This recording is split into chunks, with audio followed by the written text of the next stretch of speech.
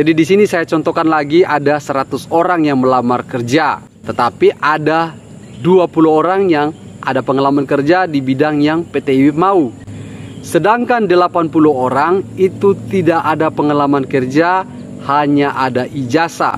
Baik itu ijazah SD, SMP, SMA, sarjana. Itu tidak ada pengalaman kerjanya. Tetapi yang tadi 20 orang itu hanya memiliki ijazah SMP tetapi memiliki bekal pengalaman kerja. Ya otomatis PT IWIP itu mau orang yang ada pengalaman kerja karena sudah siap untuk dipakai.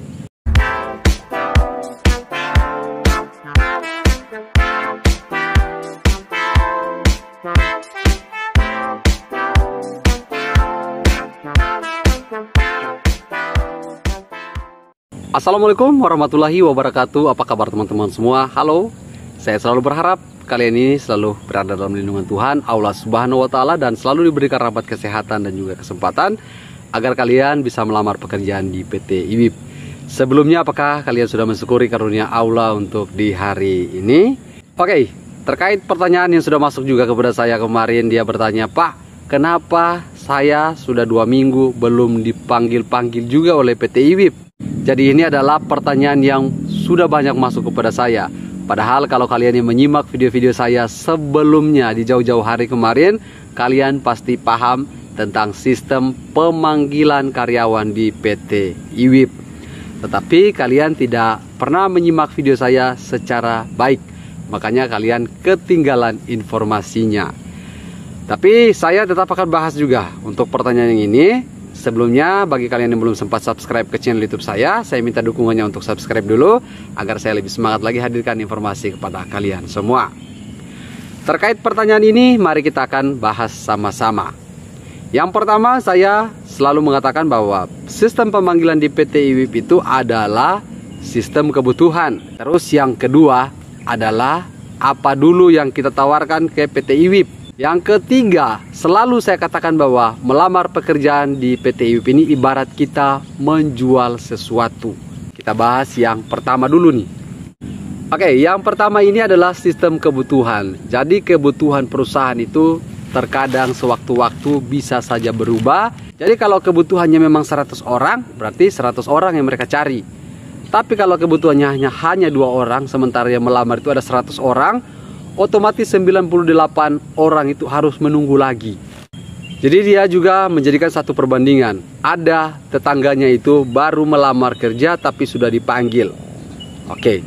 Yang tadi saya katakan kepada kalian di posisi kedua itu adalah apa dulu yang kita tawarkan ke PT IWIP. Kalau kita hanya melamar dengan bermodal ijazah, sementara yang tetangga kita tadi melamar dengan modal ijazah juga, tapi dia melampirkan pengalaman kerja. Anda pun melamar dengan pengalaman kerja. Contoh, Anda itu melampirkan pengalaman kerja bekerja di salah satu mall. Tapi tetangga Anda melampirkan pengalaman kerjanya itu sebagai operator alat berat. Ya otomatis PT IWIP akan memanggil duluan tetangga Anda karena dia memenuhi persyaratan yang diminta oleh PT IWIP. Jadi itu adalah contoh yang kecil yang saya paparkan kepada kalian. Jadi terkait pertanyaan tadi, pemanggilannya itu lama, itu sudah saya jawab, yaitu kebutuhan perusahaan dan juga apa yang kita tawarkan ke PT IWIP. Jadi yang ketiga tadi yang saya katakan kepada kalian, melamar pekerjaan di PT IWIP ibarat kita menjual sesuatu. Hampir sama dengan poin kedua yang sudah saya bahas tadi. Contoh hari ini saya lagi ke pasar. Tujuan saya membeli ikan. Sementara di sana itu tidak ada ikan. Yang jual itu hanya pisang dan sayur. Otomatis saya tidak beli karena saya tidak butuh. Jadi bahasa kasarnya mungkin seperti itu. Jadi sama halnya dengan PT IWIP, Pak. Kalau hari ini Anda datang melamar pekerjaan hanya bermodal ijazah, tapi kalau PT IWIP membutuhkan orang yang memang ada skill dan juga pengalaman kerja, otomatis dia harus cari orang yang ada skill atau pengalaman kerja di bidang yang dia mau. Sementara Anda ini non skill tapi ijazahnya itu tetap sama, otomatis dia akan memilih orang yang memiliki ijazah yang sama dengan Anda tetapi yang melampirkan pengalaman kerja di bidang yang dia inginkan. Jadi yang tadi bertanya, sudah beberapa minggu dia belum dipanggil, tetangganya baru pemasukan berkas sudah dipanggil. Perbandingan saya seperti itu. Saya tidak mau mengecilkan orang yang tidak memiliki pengalaman kerja, tetapi kalau kalian yang melamar pekerjaan di PT IWIP tidak ada pengalaman kerja alias modal kosong, harus bersabar. Jadi memang tetap ada perekrutan Pak, tetapi menunggu waktu, menunggu giliran. Jadi di sini saya contohkan lagi, ada 100 orang yang melamar kerja, ada 20 orang yang ada pengalaman kerja di bidang yang PT IWIP mau. Sedangkan 80 orang itu tidak ada pengalaman kerja, hanya ada ijazah, baik itu ijazah SD, SMP, SMA, sarjana, itu tidak ada pengalaman kerjanya. Tetapi yang tadi 20 orang itu hanya memiliki ijazah SMP tetapi memiliki bekal pengalaman kerja. Ya otomatis PT IWIP itu mau orang yang ada pengalaman kerja, karena sudah siap untuk dipakai. Yang ada pengalaman kerja pun itu masih melalui tahap seleksi juga.